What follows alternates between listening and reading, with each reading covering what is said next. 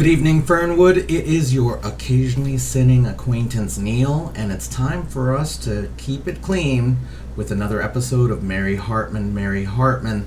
Today we are watching episode 187, the 57th episode of season 2 from December 21st, 1976. Let's take a look at yesterday, which began at the wedding of Merle and Wanda when it seemed like Wanda was getting stood up. After a tense second, Merle appears and says that he had the wrong date in his calendar. Mary has the priest read an equality-driven ceremony and honors the honesty of Merle and Wanda's responses, and they have their first kiss. Later at the Shumways, Martha, Mary, and Tom celebrate post-wedding since Wanda and Merle are using the Hartman residence for their wedding night. Detective Johnson bursts in and says that it's time to go get Big Honey. Of course, Mary is on board, but HB recruits Tom to come on board and be a decoy, and the three of them head to wherever Big Honey is. Then after the commercial break, Merle and Wanda enjoy some post-coital wedding night bliss with some string cheese. Wanda attempts to lure Merle back up to the wedding bed, but Merle suggests that he would like to savor the moment and asks Wanda to keep an open space for him in bed. When Wanda's upstairs, Merle then goes to the CB and calls out to Big Honey. Merle puts on an act that he has been called out for business and leaves Wanda alone. And then at Tippy Toe's trailer, Wanda shows up to console herself. She doesn't understand why Merle is out with someone else on their wedding night. She knows that it's not business. Annie comforts Wanda, and they connect over previous same-sex attractions that they have had in their lives. Wanda suggests that her attractions for women are stronger than those for men, and when she gets up to leave, Annie gives her a tender kiss and suggests that they will see each other again. And that is yesterday's episode, everyone. It appears we are raising the stakes. Let us get begun on this Tuesday episode of Mary Hartman, Mary Hartman.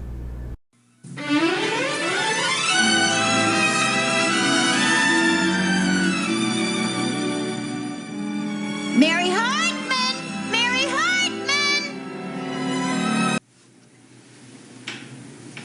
Excuse me? Yes? I think I have an appointment here. Come to see a loved one. Well, yeah, you might say I've come to see a loved one. I'm not real sure that you mean what I mean, but yeah, you might Well, say. this is a mortuary, you know, not a social club. Yeah, I noticed that right off. I was just, I tell you what happened. I've been talking to a lady on the radio, real friendly lady with a real husky voice, you know, and she gave me this address. Big Honey is her name. That's her code name on the radio. Big Honey, oh, well, that's different. You know her then? Sure, I know. Well, then this is the place, right? You got the place. All right. Well, hey, I'm just wondering, what's a woman like Big Honey doing in a mortuary? Well, you see, here we got loved ones and ones to be loved. Don't you get it? I'm not real sure I do, but I do have this appointment with Big Honey. Oh, well. You have an appointment with Big Honey herself. Right. You just tell me where she is, and I won't bother you anymore. Well, I don't know. You see, that's a new one on me, mister. How's that? Well, I never heard of Big Honey seeing anyone herself personally. That's one of the house rules we got around here. Yeah, well, this is an exception to that rule. I talked to her personally. Yeah, well, you can't prove it by me. Now, look, we got a good group here. I'm sure one of them will do a gentleman like you very nicely. There's Rita, or Lana, or Ava. No, okay, now wait. This is not some kind of movie house or what? No. You got the right kind of house, all right? See, the girls take that names because, well, they keep such late hours. They watch a lot of old movies on the Late Late Show. Oh, yeah. I must be real dumb in the head or something. No, you're telling me that you're running a brothel here in this funeral home, right? Well, where is it written that a home cannot be a house?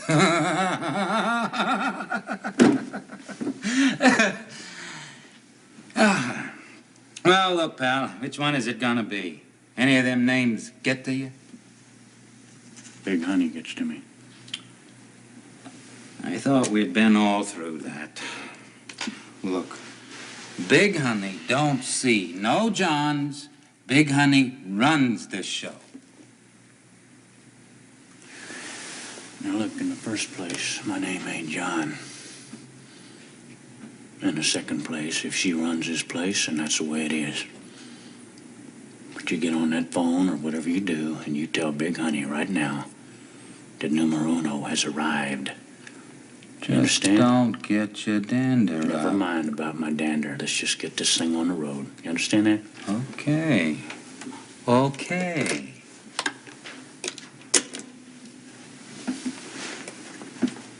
Hello, Big Honey? Say, I got a John out here whose name ain't John.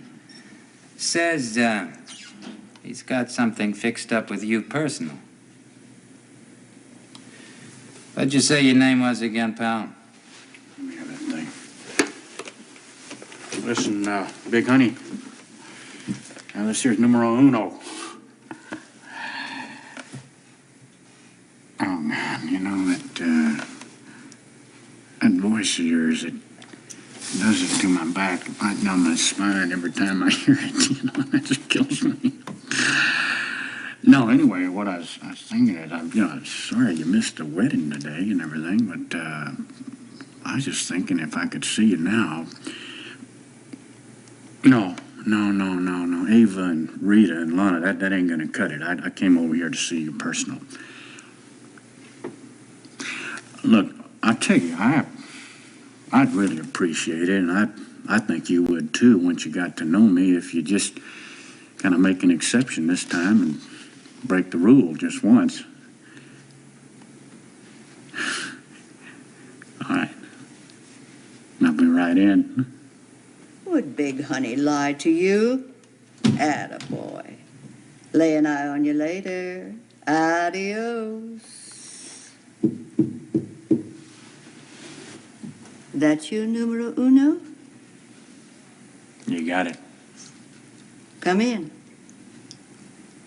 I'm in.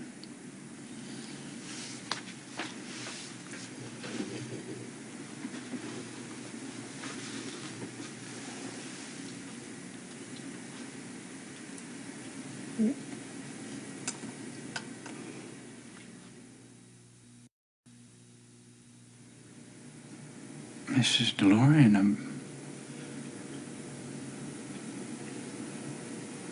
you're Big Honey? And you are numero uno? Well, it's amazing. Mrs. Delorean. A simple little librarian. Is Big Honey. Of course. But there's always another way. Big Honey as Mrs. Delorean, the simple little librarian. Also a part-time clerk at the Bidewee Motel. Well, certainly are a lot of surprises in this world, aren't there?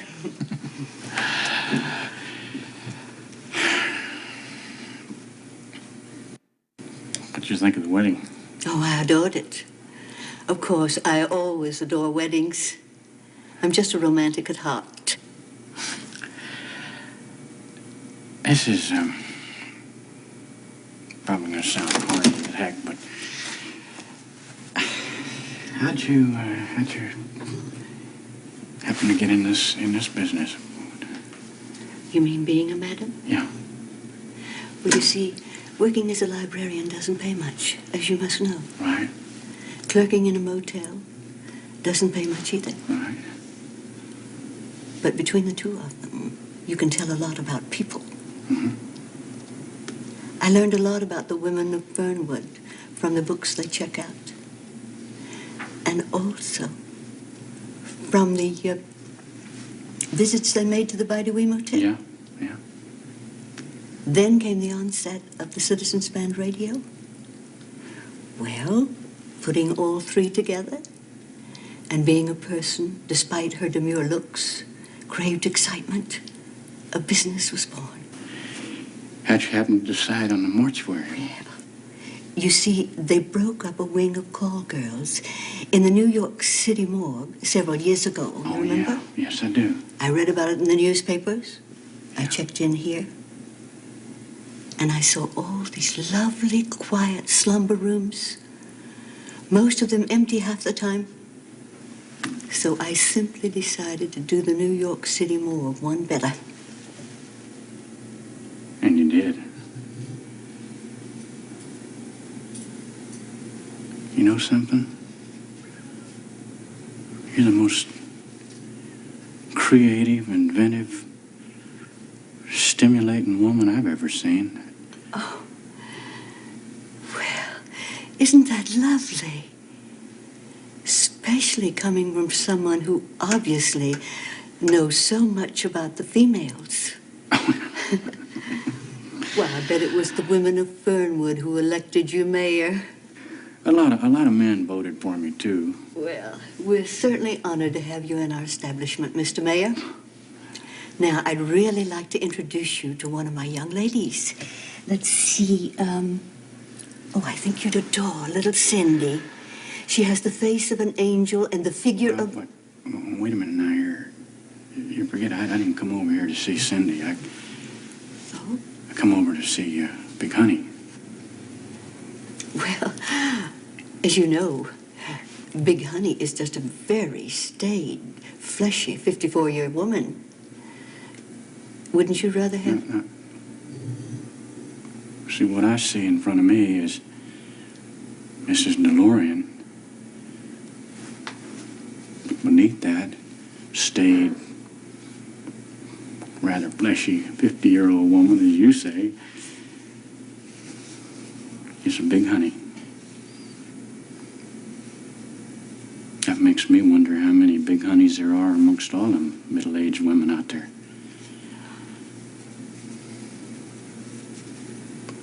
You're a woman of real depth, Miss Delorean. There's no way I'm going to pass up the opportunity to explore that depth.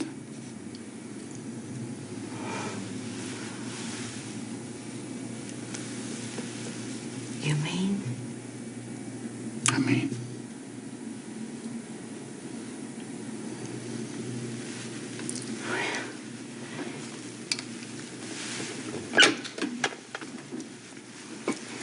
Mac. There's a gypsy from Detroit gunning in here in a few minutes. Take him to Lana. And as for me, I don't want to be bothered for the next 40 minutes. Oh, and keep everyone to hell away from slumber room C.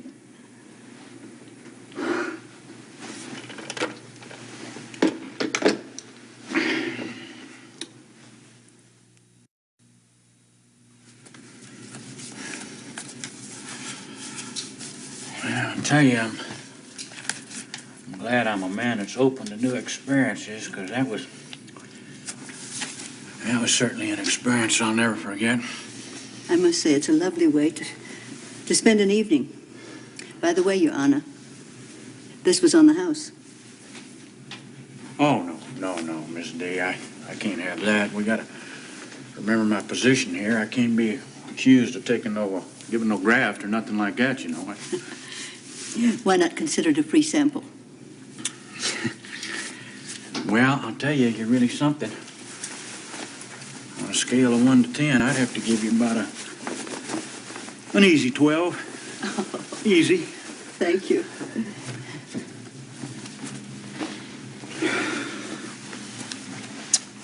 And don't be a stranger here. Right. The door is always open. Okay. Listen, I appreciate that, and take that into consideration. After you, go ahead. You know, I've always felt like... This is a raid. Hey, what's going on? Merle, what are you doing here? What are you doing here? Oh, we came to get a crack at the Frosties. That's what I'm doing here. Oh, you beat us to it. Detective Johnson, I was just about to call you. I've cracked the loathsome Fernwood prostitution ring. Thank God this mess is over. Well, so should we all go for a bite to eat? Huh? Oh, where is the ringleader? Yeah, where is she? Who? Mr. Hartman is referring to the ringleader of this heinous operation. Yeah, where's Big Honey? Oh, which one is she? Well, my Bible says, let him who is without sin cast the first stone, so I'm naturally a little reluctant to be pointing any accusing fingers at anybody at this stage. Merle, that's really nice of you. That is really nice of him. Don't you think that's really nice of him? I don't care if you're the mayor or not. If you don't tell me who Big Honey is, you're in big trouble. No, wait a minute, wait a minute. Come here, let me talk to you. Come here. Merle, you are in big trouble. What do you mean? What do you mean, what do I mean? I mean, you're in your jammies, Merle. Now, look, you're in big trouble unless you fess up and tell us where Big Honey is. Now, that's the only way you're going to get off the hook. Now, come on, tell us. You think so? Yeah, I know, so tell us.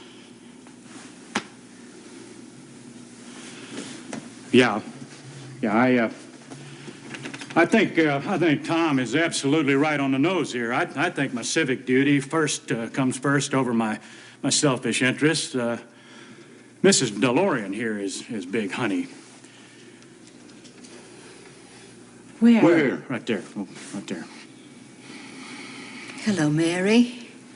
Howard. Mr. Hartman. A librarian turned madam. I am truly staggered.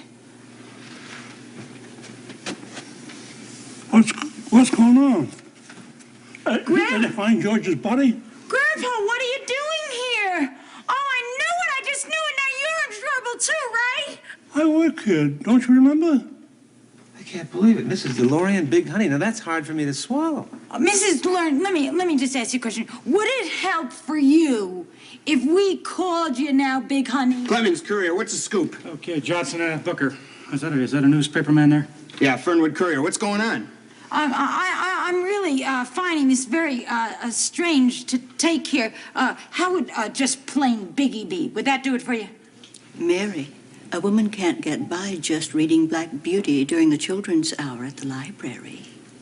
Would you mind giving me the story, Mr. Mayor? Certainly not, Mr. Clemens. I think you'd like my story better.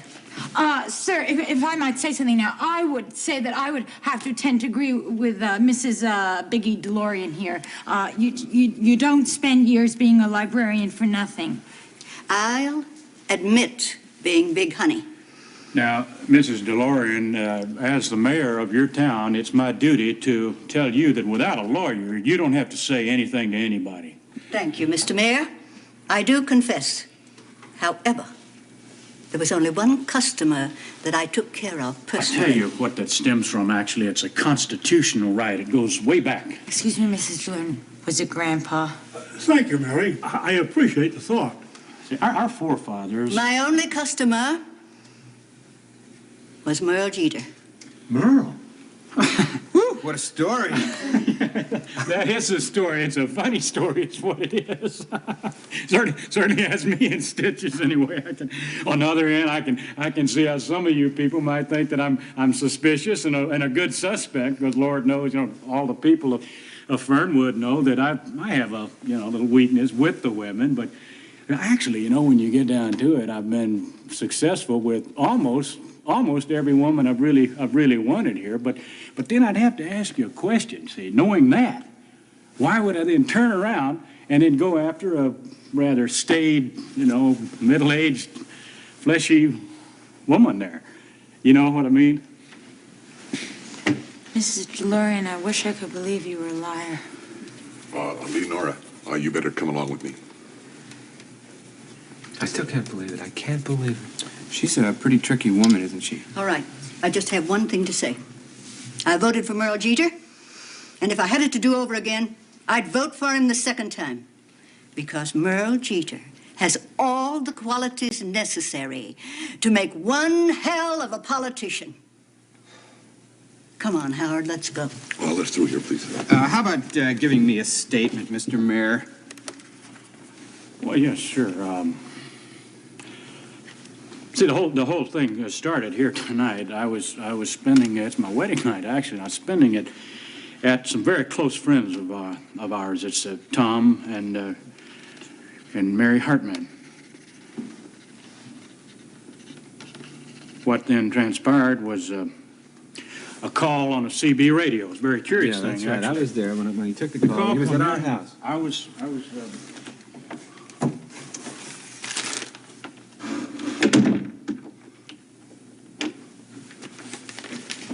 You're confused, aren't you?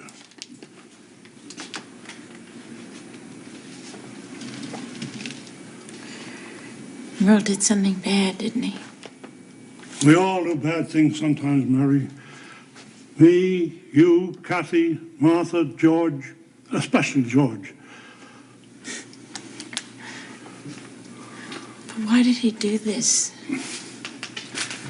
Maybe he thought he had to. He's only human.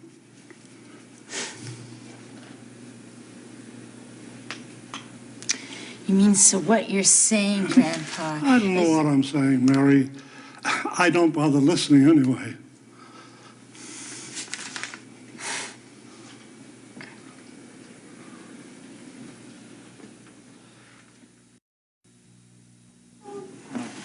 I think we could do it right in here. Fine. Let's see. Why don't you just step right down here? All right. Okay, let me get the cable through. Okay. Are you ready, Mayor Jeter?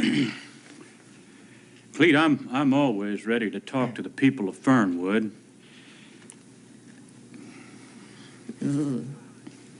Hi. I'm Clete Meisenheimer with the Channel 6 Action News team here on target at the Fernwood PD.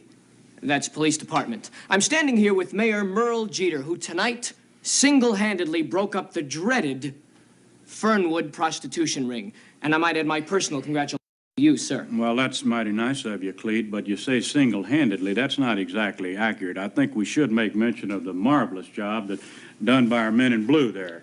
Thank you very much. You betcha. And I tell you, as mayor, I'm proud to say that these people... Wait a minute, Merle. There's something I want to understand here. I mean, how exactly did you find out who Big Honey was? How? Well, now, Tom, I tell you, I would appreciate it if we could save the questions till after the interview. We'll cut that out. Okay, fine. Now then, let me ask you this, Mayor Jeter.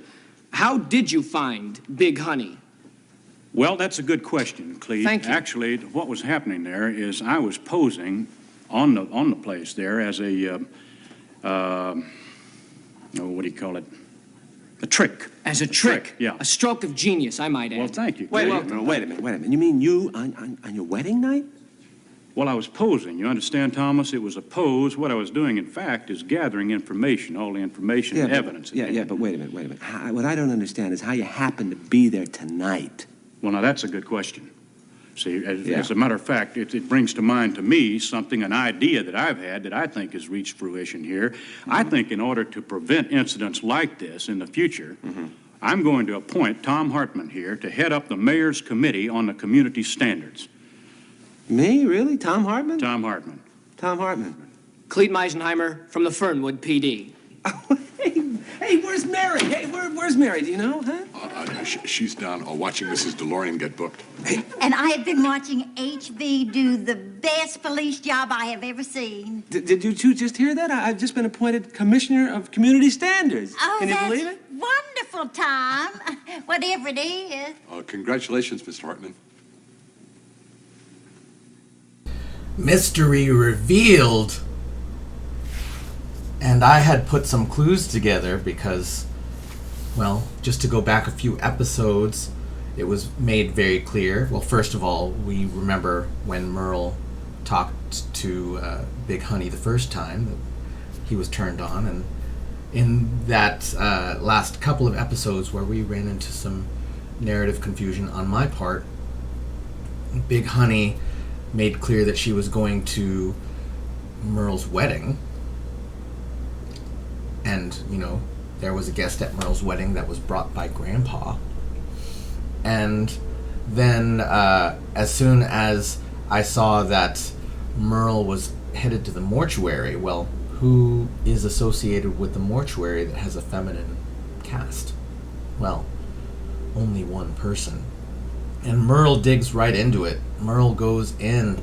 He wants to meet Big Honey, not any of the movie star named girls in one of the resting rooms. But he gets the call and says, I want to go in. And it's revealed right there. Mrs. Delorean, with all of her many jobs, is also the madam. Now again, I will defend sex workers. I think, as long as they are able to keep their business and lives safe, that they should be able to. But this is a story, so we'll let the story go. In any case, this is the mystery that they've been building up to for several weeks now. Who is Big Honey? And yeah, it's Mrs. Delorean. I love the justification for how she came to be Big Honey.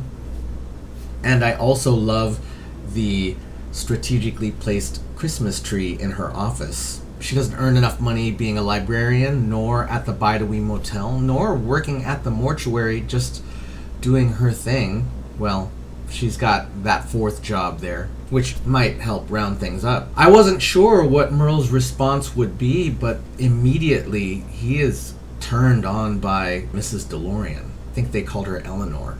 I really dug that. And not just because, he's making an odd choice, because that's not what it is. And we have to remember that Big Honey is just 3 years older than Tippy Toes, which makes her, just a little bit older than me, so good for her. But it's one of those convention-defying choices to say that the sexiest woman in the show is potentially the oldest woman we've seen on the show. And ageism still happens in 2021. That choice, it might be played for comedy, but what was underneath it was Merle really respecting this woman. Yeah, post-commercial break, they have already got it on, and we knew that the raid was coming. We knew that, the raid is really just HB, who is Howard, and Tom and Mary. Not much of a raid, and Merle initially covers it up, but Tom convinces him to come clean, and boy, does he drop that bomb like nothing. I saw it as a betrayal. I completely saw it as a betrayal of Big Honey. But Mrs. Delorean said that she would vote for Merle again because he's a good politician. Then we're at the police station. We had Harold Clemens at the mortuary in the previous scene, and we see Cleet Meisenheimer. So this news is escalating. It's not just the newspaper, it's the television, and Merle plays it. Tom comes at him, wondering why he was at the mortuary with Big Honey in the first place. Merle covers it up by putting Tom in charge of something, giving Tom some power, and that completely distracts Tom. That is such a clean play, which, maybe doesn't speak so well for Tom. Tom is happy as he leaves, and Howard and Martha just stare into each other's eyes. I think Martha really admires when HB is successful. And everyone, wow, I have some chills from watching that episode. And it was silly, but just all of these different tensions going on that I didn't know where things were going to go. And then they went. Thank you so much for watching with me. Thank you so much for putting your thoughts and feelings down in the comments. Interacting with each other is the next level of conversation if you're into that. Thank you for being here. Thank you for helping me keep it clean. And we will see you tomorrow night in Fernwood.